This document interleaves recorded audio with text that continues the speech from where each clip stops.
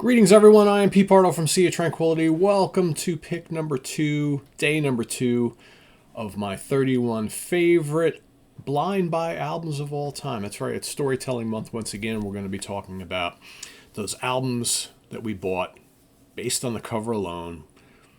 No idea who the band was, maybe never heard of the band, or maybe were aware of who they were but never actually listened to them. But you saw that album cover and you were like, I'm going to take a chance on that.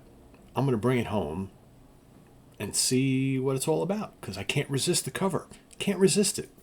Grab it. You're in the record store. You're in a garage or yard sale. You're at the flea market, something like that. You see that album. You see that album cover and you're like, man, I don't know what that's all about, but I'm buying it, right?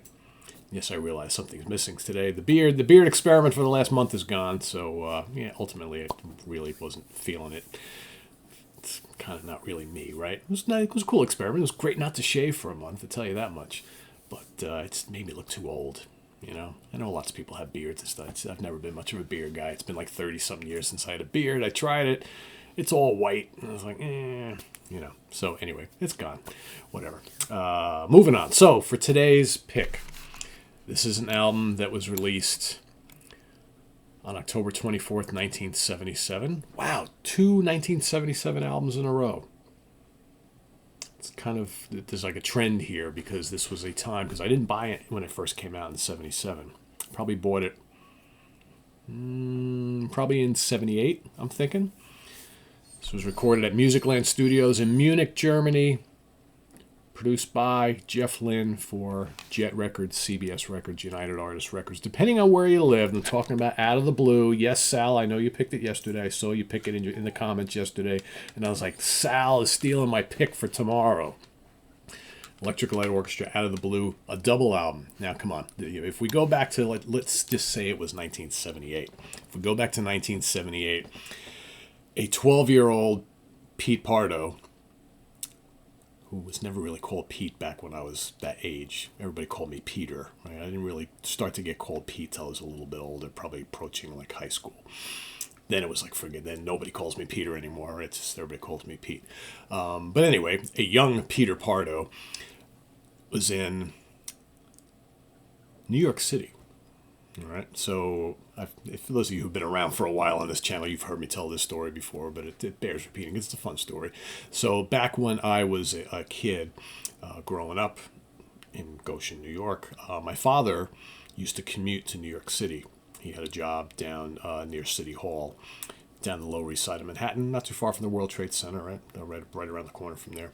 And he commuted for he worked for the city of New York for like 30 years. And after we moved out of Brooklyn in 1971 and moved up to the Hudson Valley, he continued to work in the city and he commuted for, like I said, like 30 years. So occasionally during the summertime or, during holiday breaks from school and whatnot, my brother and I would occasionally go into work with my father. We would take the train into work because he took the train every day. And we'd spend the day in the city. And generally speaking, how it would work is we would go in with him in the morning. We'd kind of hang around in the office. I don't really remember what we used to do for a couple hours, right? But we used to hang around the office for a little bit. And then he would take us out to lunch. And we usually go to Chinatown because he lived real close to Chinatown. We'd have lunch. And then he would drop us off at my grandparents' house, who lived not that far away from there. And then he would come back he would go back to work. Then he would come get us later in the day when he was done. And we'd take the train back home. Sometimes we would go to have lunch, and then I was just starting to become like a music fan and buying records and stuff, and he would take us to J&R Music World, which was literally a block and a half, 2 blocks away from his office in the municipal building down there in New York City. And we go to J&R Music, and J&R Music to me back then was the ultimate record store. It was like 3 levels. One was all like hi-fi equipment, one was all albums and tapes and things and 8-tracks, and the other, I don't remember what the other floor was. But I remember going there was going to the Taj Mahal.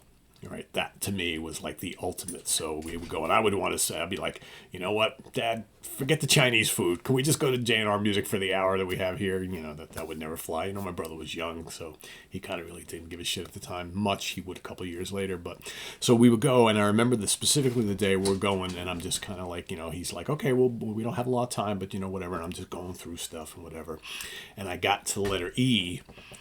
And I happened to be flipping through, and I was like, I saw this on the vinyl.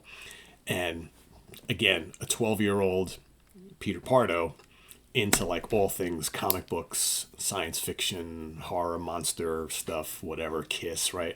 I saw this very cool looking spaceship, and I was like, whoa, right? And I'm like holding it, and I remember it was on sale.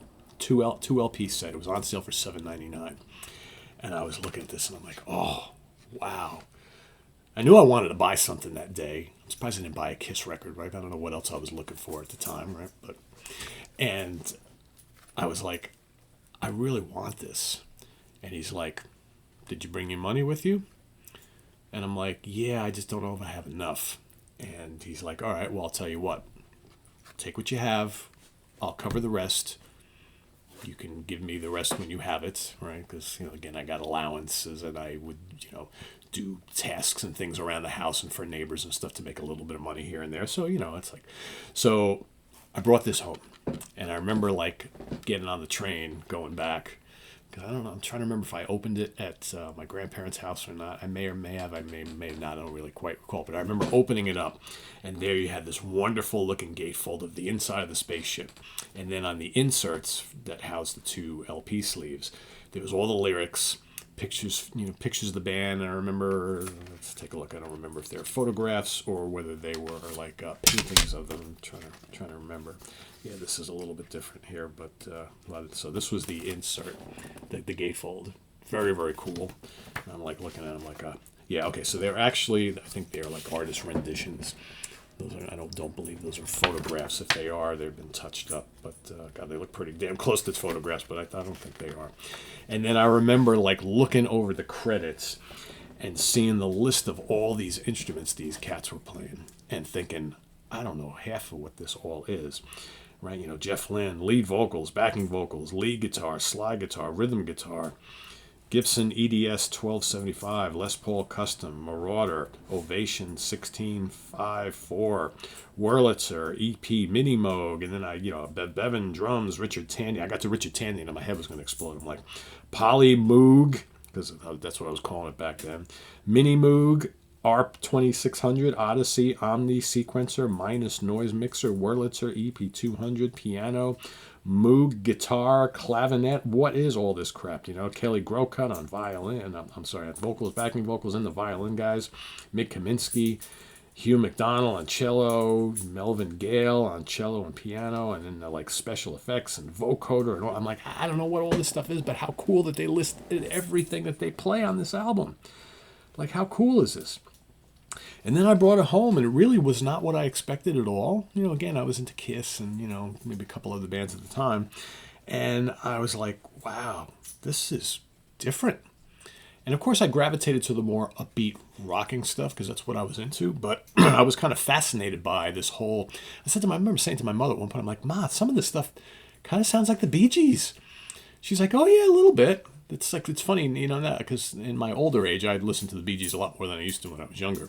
And it's amazing the similarities of some of what Jeff Lynne was coming up with and what the Bee Gees were coming out with at the time. This whole kind of like symphonic rock, pop, kind of disco-y type thing. And man, songs like Turn to Stone, It's Over, Sweet Talking Woman. I remember I used to play side one of the first slab of vinyl constantly across the border. Then you got Night in the City, Starlight, Jungle. I love Jungle.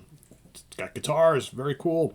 Believe Me Now, Stepping Out. And then, of course, you had the Concerto for a Rainy Day, which I used to play constantly. Standing in the Rain, boom, Big Wheels, love Big Wheels, Summer and Lightning, Mr. Blue Sky. It doesn't get much better than that. So good. And then you got, on the back end, you got Sweet as the Night. Again, very Bee Gees-ish, right? You got The Whale, which I always love because it's all instrumental. It's all Richard Tandy doing all those cool synthesizer things. You got the bluesy number, Birmingham Blues, and then of course Wild West Hero to finish it off. And I listened to this over and over and over again, and it became my lifelong love affair with the Electric Light Orchestra. So I immediately went out and got more. The next one I got was Face the Music, because I remember I used to watch. This is a Wide World of Sports or Saturday afternoons, whatever, and Fire on High. And I was like so into the guitar and Bevan's drumming, and I remember like, okay, that's that ELO band. I got to get more of that. And then of course I got New World Record and went all the way back and got all the early ones. And yeah, and then before you know it, Discovery came out shortly thereafter, and I got that too. And I'm like, wow, that's even more disco-y than this, but I really like it. So yeah. So a total blind buy. Never heard a lick of their music that I recall, but I think once I started getting some of the other albums, I'm like, oh, I think I remember hearing that on the radio, but I wasn't sure. I didn't know who any of them was. But yeah, that's my pick for today. Out of the Blue by Electric Light Orchestra. Amazing double album from the band, and I still love it to this day. It's amazing production too. Really, really good. So let us know what you think of Out of the Blue down in the comments below, as well as your blind buy choice for today. Got more coming. Got a whole month lined up for you, so we're going to be sharing stories, swapping stories, talking about those first-time buys, just because the cover just totally sold us, and we got home and we're like, this is great. So that's what we're going to do each and every day this month. I am Pete Pardo. Thanks for watching. Visit us on the web at www.seatranquility.org or on Facebook, YouTube, and Instagram all the damn time. Please subscribe if you haven't already and click on that notification bell so you get alert of all of our content as a post. And please do hit the like button before you leave. Also down below we got the links to our Ko-Fi page for channel donations, our merch page, our Cameo page, and the Sea of Tranquility membership options. They're all down there. Thanks for all your support. It's greatly appreciated. We'll see you soon here with more stuff. What is that more stuff, you might be asking? Well, I will be doing a review of the Queensrÿche show last night later on today. Stay tuned for that. Also, we've got Professor's Picks tomorrow. New release day, of course, so stay tuned for that if you want to see all the cool new stuff that's coming out in prog and prog metal and power metal and all that sort of thing. And we've got the UK connection coming up this weekend. We are going to be returning to those one-album wonder bands, right? Those some of our favorite bands who only ever released one album, and we absolutely love it. Some of it could be really obscure, some of it pretty well-known. We'll wait and see. We got that coming up. And then Grant Arthur and I will be ranking the albums of Artful Dodger on Sunday. I also hope to be getting you I'm a couple days late, but I will get it to you this weekend. The next installment of Talkin' Jazz. I've got a fun episode talking about some of the early jazz guitar pioneers, right? So Wes Montgomery and company. So there's a whole bunch of them that I'm going to be covering. So stay tuned for that. I also hope to get you seeing as we are at fall. It's now officially fall time here, at least in the Hudson Valley. And I've got a cool little kind of follow-up episode to an episode I did recently about my favorite albums to kind of relax and chill out to. Well, here's some of my 10 favorite albums to listen to when the season turns to fall.